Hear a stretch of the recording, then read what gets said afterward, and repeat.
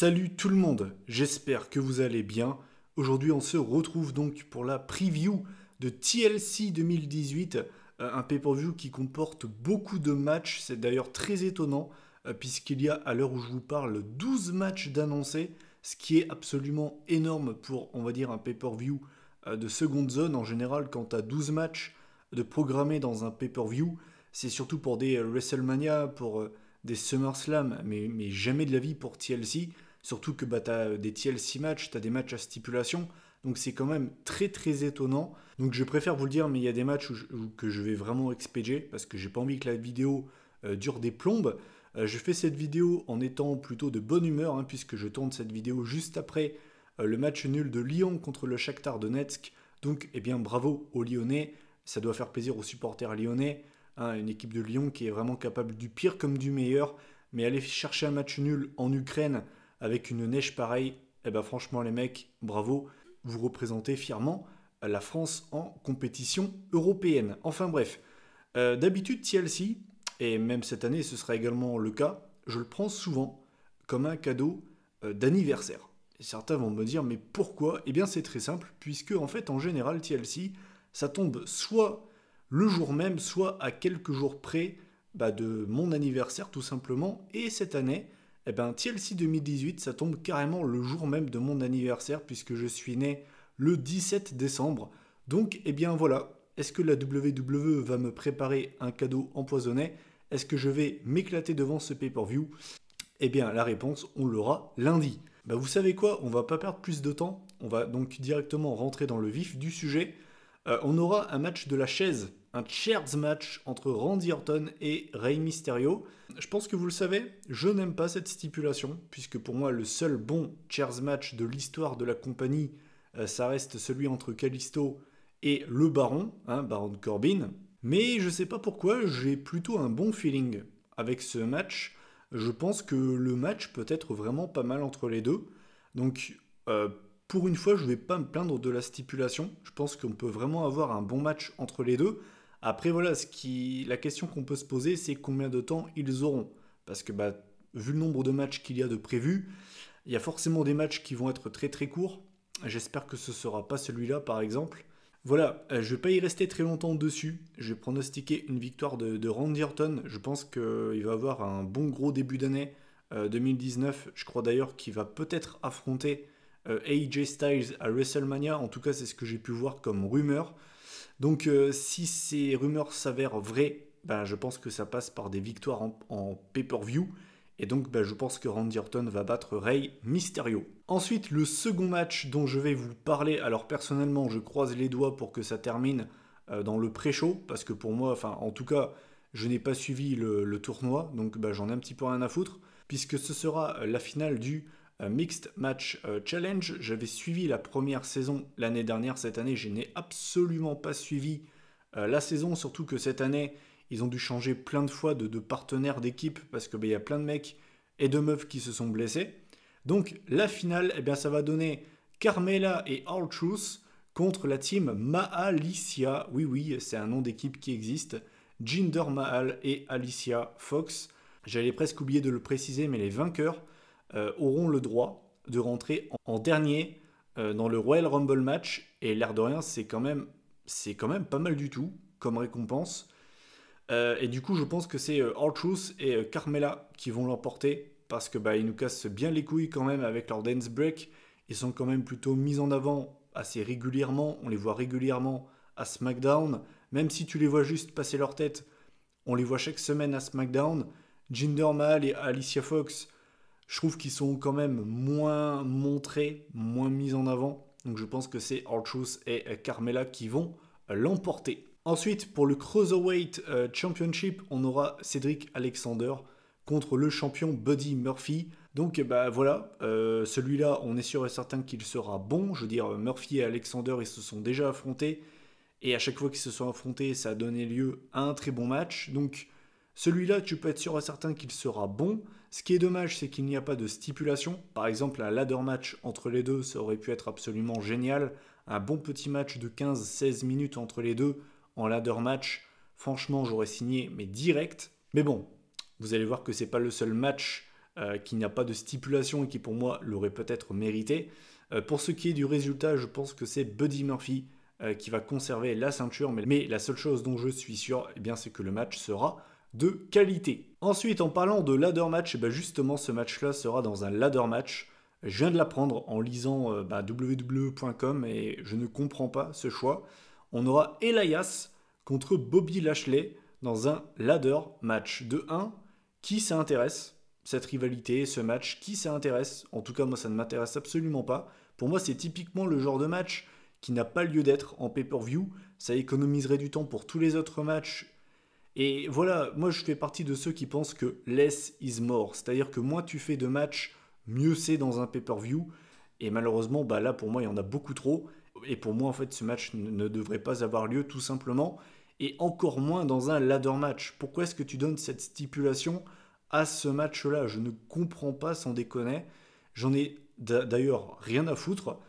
Et pour ce qui est de mon pronostic, je pense que c'est Elias qui va s'imposer, car il est plus mis en avant que Bobby Lashley. Ensuite, on enchaîne. Là aussi, pour moi, ce match n'aurait pas dû avoir lieu dans ce pay-per-view, puisqu'on aura Finn Balor contre Drew McIntyre. Alors, l'affiche n'est pas dégueulasse. Les deux sont en rivalité. Il y a quand même un minimum de construction entre les deux. Ça, je veux bien. Mais voilà, moi, personnellement, c'est pas forcément un match que je veux absolument voir. Je pense que c'est McIntyre qui va s'imposer. Pour ce qui est de la durée du match, de la qualité, point d'interrogation, je ne sais pas vraiment. Ça peut faire partie de ce style de match qui va pas durer longtemps. En fait, je pense que ce match sera court. Que ce soit McIntyre qui l'emporte ou bien même Balor, en surprenant totalement McIntyre. Mais quelque chose me dit que ce match sera très très court. Mais je vais quand même rester sur une victoire de Drew McIntyre, qui risque d'avoir une grosse année 2019. Ensuite, on aura encore une fois un match qui ne m'intéresse pas, et là aussi je suis d'accord, il y a une rivalité, il y a quelque chose entre les deux, je veux bien, mais c'est pas un match qui m'intéresse. On aura Natalya contre Ruby Riott dans un tables match. Honnêtement, ça ne m'intéresse pas, je ne vais pas passer par 4 chemins. Pour moi, typiquement, ça c'est le genre de match que tu pourrais avoir en pré-show. Je pense que personne ne va pleurer si on a ce match en pré-show. La rivalité, je la trouve un peu gênante. Jouer sur la mort du père de Natalya, je trouve que c'est moyen. Je sais qu'elle a juste éclaté ses lunettes, c'est pas grave. Mais je sais pas, je trouve que c'est un peu gênant. Genre, la table avec la tête du père de Natalya dessus, si la table elle casse, je sais pas. Je trouve que c'est très moyen. Je suis pas très fan de cette rivalité. Je suis pas forcément. Voilà, je veux dire, ça part juste sur hey, j'ai cassé tes lunettes. Voilà, je sais que ça a une valeur sentimentale pour Natalya, mais c'est vraiment pas un truc qui me passionne, quoi. Et je pense que Natalya va se venger de Ruby Riott, donc je pense que c'est Natalya qui va s'imposer. C'est pas forcément un match qui m'intéresse des masses. Ensuite, on aura un Triple Threat Tag Team match pour les ceintures par équipe de SmackDown. On aura The Bar, les champions, contre les Usos et le New Day. Pas de stipulation, là aussi. Un petit ladder match, par exemple, ça ne m'aurait pas déçu. Hein. Typiquement, voilà, c'est le genre de match pour moi qui devrait mériter pas mal de temps. Et typiquement, je pense que c'est ce genre de match qui va pâtir du nombre de matchs prévus pour ce pay-per-view. Et je vois bien ce match durer vraiment maximum 10 minutes, vraiment pas plus. Et je trouve que c'est dommage parce que quand tu connais la qualité de ces trois équipes, quand tu sais de quoi ces équipes sont capables ensemble, c'est vraiment dommage. Et pour ce qui est du résultat, eh bien je vais pronostiquer une victoire des Usos. Je vois pas le New Day regagner encore une fois les ceintures. Et les Usos, ça fait déjà un petit moment qu'ils sont plus champions. Donc je vais pronostiquer une victoire de Jay et Jimmy. Et j'espère que le match sera de qualité. Je dis j'espère parce qu'avec la WWE, on ne peut vraiment jamais être sûr de rien. Ensuite, on aura le match que j'attends le plus de ce pay-per-view. On aura un Triple Threat TLC match entre Becky Lynch, Charlotte et Asuka pour le SmackDown Women's Championship. C'est un match que j'attends bien évidemment. C'est le match que j'attends le plus de la soirée parce que l'affiche elle est folle. L'affiche elle a de la gueule. Même si Asuka n'est pas au mieux, même si c'est pas la Asuka de NXT. Je veux dire, c'est une affiche qui a vraiment de la gueule. Je pense que le match sera bon, voire même très bon. Je trouve que c'est très intelligent d'avoir rajouté Asuka à ce match parce que Si on avait juste eu Becky contre Charlotte, pour moi, ça aurait vraiment été trop ressemblant au match de Evolution parce que déjà la rivalité entre les deux pour moi devrait déjà être terminée. Surtout que elles s'étaient affrontées dans une stipulation très ressemblant à un TLC. Il y avait eu des tables, des chaises, des échelles. Donc c'est bien d'avoir rajouté Asuka dans ce match. Et puis l'affiche a vraiment de la gueule. Donc c'est vraiment un match que j'attends. Et pour ce qui est du résultat, eh bien je pense que c'est Becky Lynch qui va conserver la ceinture. J'en suis pas sûr à 100%, mais je pense que c'est ce qu'il faut faire. Becky est dans la forme de sa vie. Elle n'a jamais été aussi bien que maintenant dans le roster principal. Et ce serait un crime de lui retirer cette ceinture. J'avais lu sur des sites apparemment qu'il pourrait y avoir plusieurs fins de match surprenants pour ce pay-per-view. On pourrait avoir plusieurs surprises. J'espère que c'est pas dans ce match-là où on va avoir une surprise. J'aime beaucoup Asuka, même si c'est plus la Asuka que j'ai aimée à NXT. Je vous le dis franchement, si Asuka devenait championne, ça m'embêterait pas mal. Franchement, ça m'embêterait pas mal. Et Charlotte, je pense qu'il ne faut pas lui redonner une ceinture maintenant. Donc j'espère et je pense que Becky Lynch va conserver la ceinture. Et j'espère qu'on aura un excellent match. Et de ce point de vue-là, j'ai pas beaucoup de doutes là-dessus. Ensuite, l'autre match féminin de ce pay-per-view, on aura Nia Jax contre Ronda Rousey pour le Raw Women's Championship. C'est un match qui me passionne beaucoup moins, même si leur match de Money in the Bank m'avait bien plu. Donc si le match est aussi bien entre les deux qu'à Money in the Bank, moi ça me va. C'est pas un match qui me dégoûte, même si Nia Jax, et je pense que vous le savez, je suis l'un des rares sur YouTube à l'apprécier. C'est vrai que ces dernières semaines, elle m'a un petit peu cassé les couilles quand même, à toujours dire je suis la face breaker, et c'est moi qui a cassé la gueule de Becky Lynch. Vous voyez mon point, vous la voyez ma main, c'est avec cette main-là que j'ai cassé la gueule de Becky Lynch. Je veux dire, la meuf, t'as l'impression que l'accomplissement de sa carrière, c'est ça quoi. La même année, elle est devenue championne à WrestleMania, on a l'impression qu'elle en a rien à secouer. On a l'impression que ce qui a marqué sa vie, c'est d'avoir cassé la gueule de Becky Lynch quoi. C'est pas ouf quoi, hein, c'est pas dingue. Donc je pense que Ronda Rousey va conserver. Je pense que là aussi il n'y aura pas de surprise. En tout cas si Ronda Rousey perd, je serai très très très très très surpris. Pas forcément déçu, parce que Ronda Rousey je ne suis pas un immense fan honnêtement. Dans le ring elle assure, là-dessus il n'y a pas de souci. Mais moi ce qui me dérange c'est ses promos. Je trouve qu'elle est mauvaise en promo, je suis désolé. Et puis ce côté je souris tout le temps avant de rentrer dans mon match. Ça aussi, j'ai beaucoup de mal. Il y a des fois où elle passe de l'énervement au calme en 2 secondes. Ce n'est pas réaliste. Personne ne réagit comme ça dans la vie, à moins que tu sois un peu foufou dans ta tête, que tu vas pas très bien. Ce qui d'ailleurs ne devrait pas... Donc du coup, c'est pas très rassurant pour elle. Mais ce que je veux dire par là, c'est que je suis pas un immense fan de Ronda Rousey, mais dans tous les cas, je la vois pas perdre. Donc je pense que Ronda Rousey va conserver dans un match qui à mon avis sera plutôt pas mal. Tamina va venir aider Nia Jax, mais à mon avis ça ne suffira pas. Ensuite on aura un TLC match entre Braun Strowman et Baron Corbin. C'est un match là aussi qui lève pas mal de doutes, on ne sait pas si Strowman sera là. Je vois pas Corbin remporter le match par forfait, ce serait quand même très bizarre. Donc voilà comment cela va se passer. Selon moi, c'est comme ça que je vois les choses. J'ai lu aucune rumeur sur des sites de news. C'est comme ça que je vois les choses. Peut-être que je passe complètement à côté de la vraie version, c'est possible. Moi, je ne vois pas Strowman revenir à temps. Je ne pense pas qu'il sera remis à temps. Donc je pense que Kurt Angle va venir et qu'il y aura un match, donc le TLC, sera entre Corbin et Angle, et celui qui repartira vainqueur, sera le GM de Raw. Voilà, je vois bien genre Stephanie McMahon arriver et dire que il doit affronter Kurt Angle tout de suite, là, maintenant. Et voilà, c'est comme ça que je vois les choses se passer. Peut-être que je vais totalement me tromper. Ça se trouve, Braun Strowman sera déjà remis sur pied. J'ai un peu de mal à y croire. Donc je vais rester sur ma version, à savoir Kurt Angle qui devient le GM de Raw en battant Baron Corbin dans un TLC match. Ensuite, l'avant-dernier match de la soirée, on aura Seth Rollins contre Dean Ambrose pour le Intercontinental Championship. Un match qui est attendu par beaucoup de fans, moi aussi. Malheureusement, là aussi, pas de stipulation. Voilà, en fait j'ai l'impression que les stipulations pour ce pay-per-view ont été données au mauvais match, et c'est vraiment dommage, parce que c'est dommage en fait d'avoir Ambrose Rollins dans un match simple quand t'es dans un pay-per-view comme TLC, je trouve que c'est un petit peu dommage. Le match en lui-même sera bon, ça c'est clair et net, on a déjà vu ce que ça donnait dans le passé. La seule chose qui va changer ce coup-ci, c'est que les rôles sont inversés. C'est Ambrose qui est dans le rôle du bad guy, Rollins qui est dans le rôle du face. L'arsenal de prise de Ambrose a changé. Donc voilà, ce sera bon, ça on le sait, mais ce sera différent des matchs qu'ils ont eu dans le passé. Et bah du coup, bah tant mieux.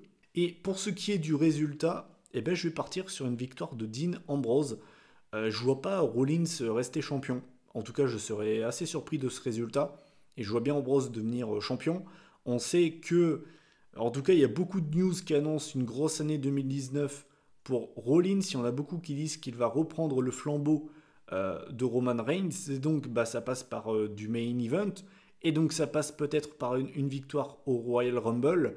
Pourquoi pas affronter Brock Lesnar à WrestleMania. En tout cas, moi, je pense que c'est vers cette direction qu'on se dirige. Donc, je vais pronostiquer une victoire de Dean Ambrose dans un bon match, voire peut-être même très bon match. C'est tout ce qu'on peut espérer. Je vois bien une victoire par triche de la part d'Ambrose, genre un coup de pied dans les couilles ou ce genre de délire. Mais tout ça pour dire que c'est un match qui m'intéresse l'air de rien. Et enfin, le main event de ce pay-per-view avec beaucoup trop de matchs. On aura AJ Styles contre le WWE Champion, à savoir Daniel Bryan, forcément pour le WWE Championship. La revanche du match de SmackDown, c'est la première fois qu'ils vont s'affronter en pay-per-view. J'espère qu'ils auront le temps, c'est-à-dire au moins 20-25 minutes. J'espère qu'ils vont nous faire un classique, en tout cas ils en ont vraiment les capacités pour le faire.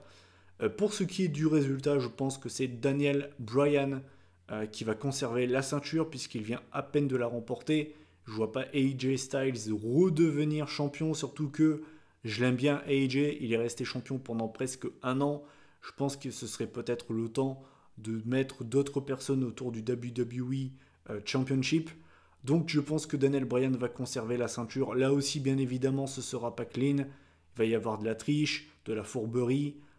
Ce Daniel Bryan n'a plus rien à voir avec l'ancien. Mais voilà, je pense que ce sera un excellent match. Et j'espère que ce ne sera pas ce match-là en main event. J'espère vraiment que ce sera le triple threat TLC entre Asuka, Becky et Charlotte. Voilà, j'en ai terminé avec cette preview de TLC 2018. Je suis un petit peu enrhumé au niveau de la voix. Je ne sais pas si ça s'entend. Il y a également eu des bruits de fond. Je ne sais pas si ça s'est entendu au micro. J'espère pas. Tout ça pour dire que il y a des matchs qui m'intéressent dans ce pay-per-view et pas qu'un peu. Il y a quand même des matchs qui ont vraiment de la gueule. Malheureusement, pour moi, il y a beaucoup de matchs qui n'ont rien à faire là, selon moi. Pour moi, il y a vraiment trop de matchs dans ce pay-per-view. Je l'ai déjà dit plein de fois et je vais le redire. Pour moi, il faut privilégier la qualité à la quantité. Et là, pour le coup, je trouve qu'il y a beaucoup trop de matchs. Des matchs qui, pour moi, n'ont rien à faire là. On aurait dû maximum avoir, 7 matchs grand maximum. Et là, même en mettant 2 matchs dans le pré-show, ça fait 10 matchs. Pour moi, c'est beaucoup trop. Donc voilà, malheureusement, il y a des matchs qui vont être sacrifiés. Il y a des matchs qui vont être courts. Et c'est dommage parce que franchement, pour moi, ce pay-per-view avait un énorme potentiel. Mais ils ont été rajoutés des matchs totalement osef. Et c'est vraiment dommage. Tout ça pour dire quand même que c'est un pay-per-view que j'attends. Parce que y a vraiment des matchs qui ont de la gueule. Et puis ça tombe le même jour que mon anniversaire. Donc voilà, j'espère que je ne vais pas être déçu. Je vous invite à réagir en commentaire sur cette vidéo et sur la carte de TLC. Qu'est-ce que vous en pensez? Quel est le match que vous attendez le plus? Quels sont pour vous les matchs qui n'avaient pas forcément leur place dans ce show, tout simplement? Et puis on se retrouve très probablement lundi pour la review de TLC. Moi je vous souhaite une bonne fin de semaine, un bon week-end, un bon pay-per-view, mettez-vous bien. Et puis on se retrouve très probablement lundi pour la vidéo résultat du pay-per-view. Allez, moi je vous laisse. Salut tout le monde.